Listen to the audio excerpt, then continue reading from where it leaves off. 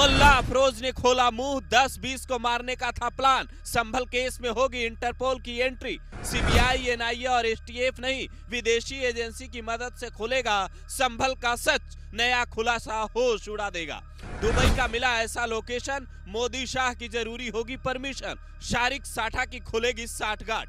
संभल case में अब दुनिया की बहुत बड़ी एजेंसी इंटरपोल की एंट्री होने वाली है, जिसका सीधा सा मतलब है इसका आरोपी विदेश में छिपा बैठा है, जिसे लाने के लिए यूपी पुलिस की एक टीम दुबई जा सकती है, क्योंकि उसके शागिर्द मुल्ला अफरोज ने जो कबूलनामा किया है वो होश उड़ा देने वाला है। उसने बताया, एक ऐप के जरिए हम लोग आपस में जुड़े थे। 24 नवंबर को मेरे बॉस शारिक ने फोन कर एक साथी को कहा कि 10-20 पुलिसकर्मी और आम लोगों को मार दो, इससे पुलिस प्रशासन डर जाएगा और पुलिस अधिकारियों के खिलाफ ही कार्रवाई शुरू हो जाएगी। डरना बिल्कुल नहीं है, क्योंकि नेताओं की ओर से पूरा समर्थन मिलेगा।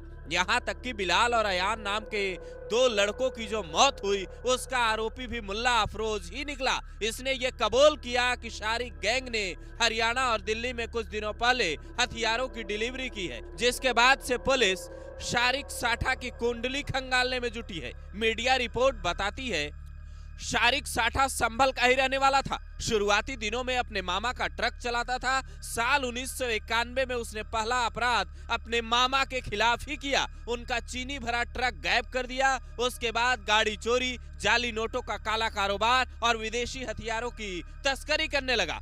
डी कंपनी से हाथ मिलाने के बाद वो इतना मजबूत हो गया कि उसने पूरा गैंग खड़ा कर लिया, जो आज भी यूपी और दिल्ली हरियाणा के इलाकों में एक्टिव है। उसके गैंग के ज्यादातर लोग संभल के दीपा सराय और तिमार सराय इलाके के रहने वाले हैं, ऐसी रिपोर्ट सामने आई है। कहा जाता है बचपन का नाम इसका शारिक था, लेकिन बाइक, ट्रक और कार 60 की स्पीड पर भी तेजी से मोड़ लेता था, इसलिए नाम के आगे साठा जुड़ गया। अब इसने किसकी शह पर इतने बड़े कांड को अंजाम दिलवाया है, इसकी जांच में पुलिस जुटी है। संभल के एसपी के बिश्नोई बताते हैं, अब तक कुल 70 लोगों को जेल भेजा जा चुका है।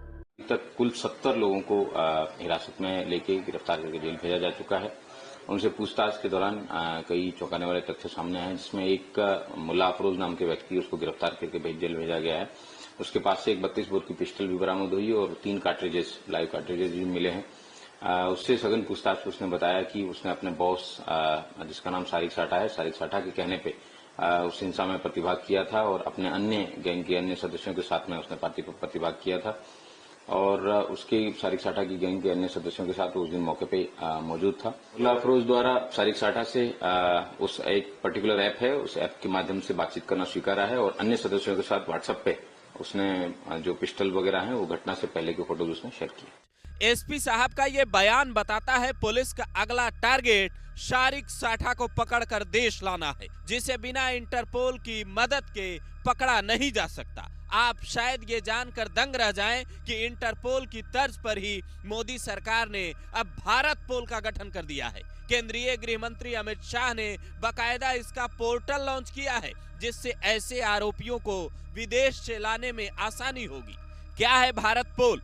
इंटरनेशनल क्रिमिनल पुलिस ऑर्गेनाइजेशन यानी इंटरपोल से मदद मांगने के लिए अब तक लंबे पेपर वर्क से गुजरना पड़ता था, लेकिन अब किसी भी राज्य की पुलिस भारत पोल पोर्टल पर जाकर सीबीआई के जरिए सीधा इंटरपोल से मदद मांग सकती है। उसके बाद दुनिया के सबसे बड़े अंतर्राष्ट्रीय पुलिस संगठन इंटरपोल के कर्मचारी उस देश में आरोपी की तलाश करेंगे।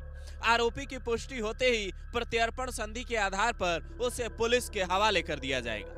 अब तक विदेशों से कई ऐसे आरोपी लाए जा चुके हैं। ऐसे में संभल का सबसे बड़ा राजदार कब पकड़ा जाता है, इस पर सबकी निगाहें टिकी है। क्या उसने संभल के किसी नेता से बात की थी, ये भी बड़ा सवाल है। अगर हाँ, तो फिर वो कौन है?